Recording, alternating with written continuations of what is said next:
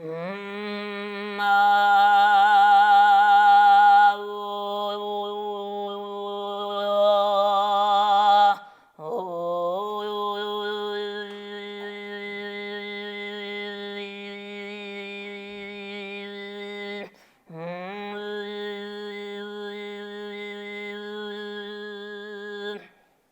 байцгаана уу? Намайг Дамбинзол Заяа гэдэг үндэсний урлагийн их театрын хөөмич байна. 2012 онд соёлын урлагийн их сургуульд элсэж ороод тэгээ хөөмийн мэргэжлийг сонгон хичээллэж явж байгаа. Тэгээд миний мэргэжлийн багш бол Монгол Улсын урлагийн гаяр сэтгэлтэн Баатрин Оцорон гэдэг ийм хэрхэн багш байдаг. Хөөмийн мэргэжлийг сонгоход мэдээж бэрхшээл саад нилээдгүй бас байсан. За тэгээд тэр дундаа эмэгтэй хүн хөөмөлөхөд бэрх хоолой эвдрэн тийм ээ ирээдүйд мэдээж их хүн болно төрж чадахгүй гэдэг юм уу тийм бас юм кейсүүд бол зөндөө чихэнд ингэ иржсэн хоригд тавигдчихсэн. Тэгээд ерөнхийдөө бол миний мэргэжлийн багш маань энэ хүүхдүүд ингэ хөөмийн мэргэжлийг өвлөн заахад боломжтой байна тийм.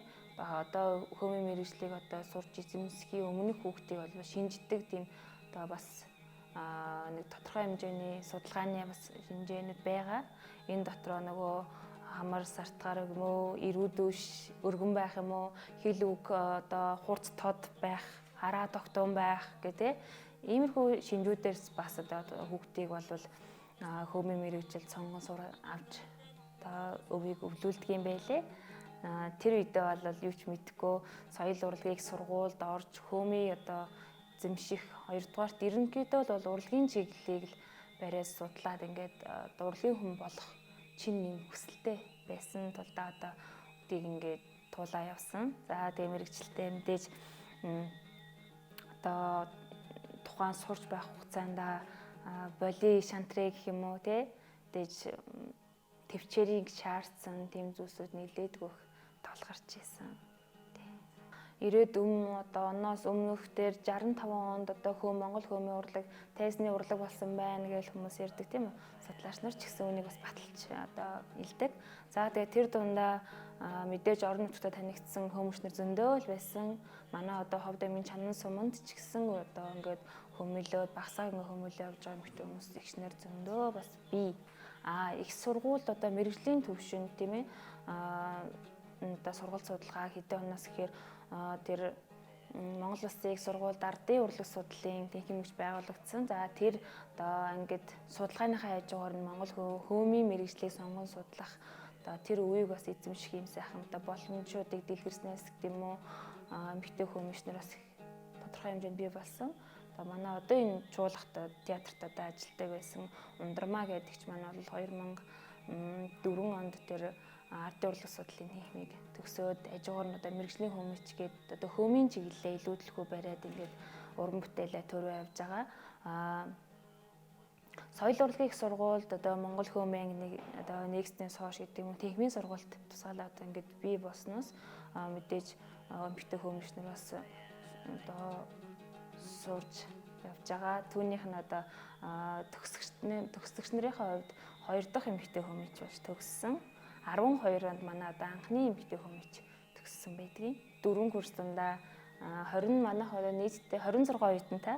Тэрний 25 нь дан эрэгтэй. Мэргэжлийн багш нар маань ихэд бүгд эрэгтэй хүмүүс байсан.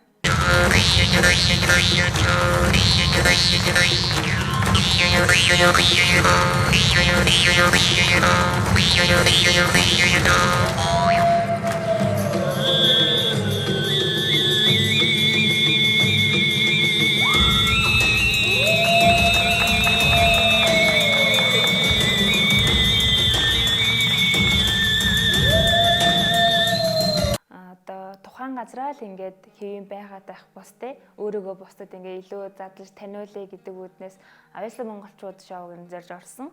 За түүгээр ер нь уран бүтээл гэдэг бол хөөмийн урлаг тэр дундаа ардын урлаг те зөвхөн энэ товшууртай ингээ хөөмөлөх бус, мориун уртай хөөмөлөх бус те. За ардын 2 дугаар хөөмөлөх бус. Яаж ингэж хэл хөөмөйтэй хорших ямар хөгжмийн зэмсгүүд байж болох юм те.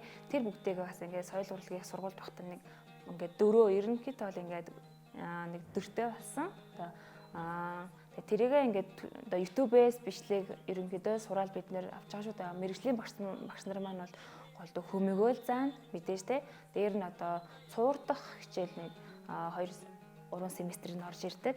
За тэр одоо хичээлүүд ингээд орж ирж байгаа маань энэ хүүхдүүд тухайн оюутанд тийм үү дан ганц мэргэжлийн хөөмөж гэхээс нь гадна энэ хөөмийн урлагтай холбоотой ямар хөгжмийн зэмсгүүд байж болох юм, бусдад яаж түгээж те одоо энэ үзэгч олон залуучуудын сонирхлыг нь яаж татах юм тийм үү? Тэр одоо зүйлсийг уран бүтээлдээ ингээд шингээж оруулдаг. Тэр утгаараа шоунд доороос тодорхой хэмжээгээр бас залуучуудад хүрсэн болов уу гэж юм хардаг. Хөөмийтэй холбох юу боломж одоо байна? Ямар хөгжмийн зэвсэг байж болох вэ? Тэр шууд байгалийн тэр дуу чимээг хэрхэн яаж гаргах вэ? Өөртөө маш ингээд юм сонирхлоороо маш бэлддэг. За тэгээд нэг хөхөө шууг донгодож сонирхолъё.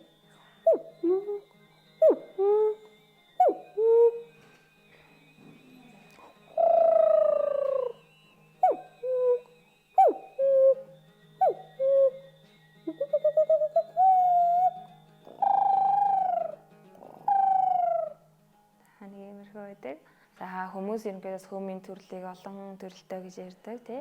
За тэгээд тэр дундаа яг ерөнхий суурь бол шахаа хөөмэй гэж би. За энгийн хүмүүст ингээд одоо хөөмийг зарим мэдгүй хүмүүст одоо ярихад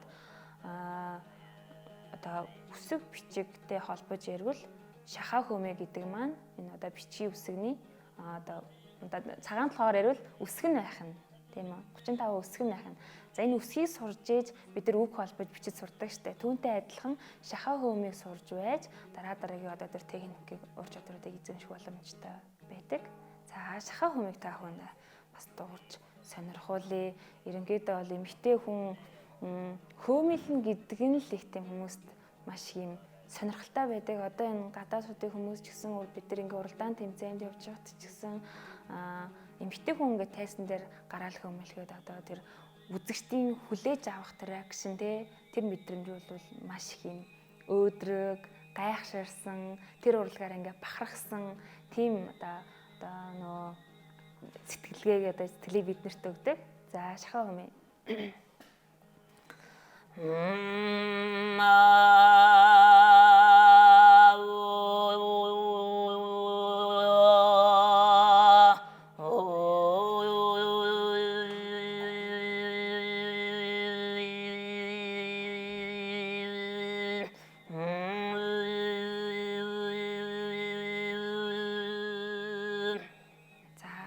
Эсгэрийн хөөмийг та бүхэнд сонирхолъё.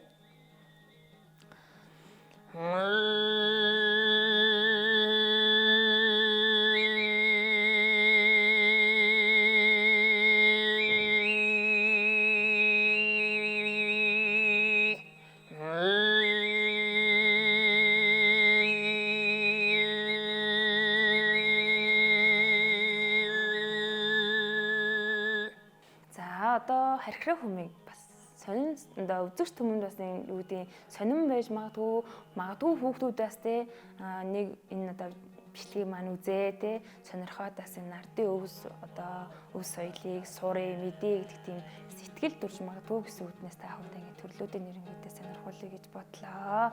Харьхраа хөөмийг маань ингэж дуурдаг.